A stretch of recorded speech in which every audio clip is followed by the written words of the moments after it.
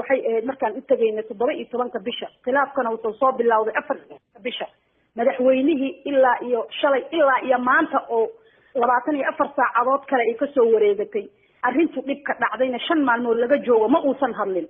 horeyna dhacdooyin hore u dhacay oo dalka oga dhacay oo madaxweynaha ka hadlinaa jirtay marka hadda madaxweynaha mas'uuliyada dalkan ka saaran looma dooranin madaxweynaha markii xafladaha jiraan iyo markii casuumadaha jiraan inuu ka hadlo ama markii ciidamada kaliya laga hadlaayo oo military laga hadlaayo inuu ka hadlo madaxweynaha dalkan uu mas'uul ka yahay wax kasta oo dalkan ka dhaco waa ninkii ka hadli lahaa ama position ka qaadan lahaa ama yani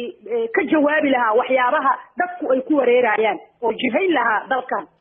xildhibaanad Aamina oo kamid ahayd gabdhaha xildhibaanada ee sabtidii u tagay madaxweynaha waxa ay sheegtay inay weydiisteen madaxweynaha in arrinta khilaafka uu wax ka qabto yani waxaanan filaynin inaan kala soo kulanay waxaan kala soo kulanay madaxweynaha in uusan ba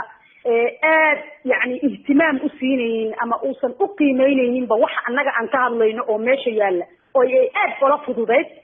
waxaana u sheegnay arrintan inuu jawaab degdeg ah ka bixiyo aynan u suurtagelaynin inuu aamusnaana aanan xilna lagu hayn karin dalna lagu hogaamin karin oo in uu hadlo ay muhiim tahay siduu rabo iyo meeshuu raba ha ku hadlo laakiin in ay muhiim tahay arrintan inuu ka hadlo oo aynan dhuumasho iyo inuu ka jeejeesto iyo aynan huraynin arrintan wuxuu noo sheegay oo markii dambe aan kusoo kala tagnay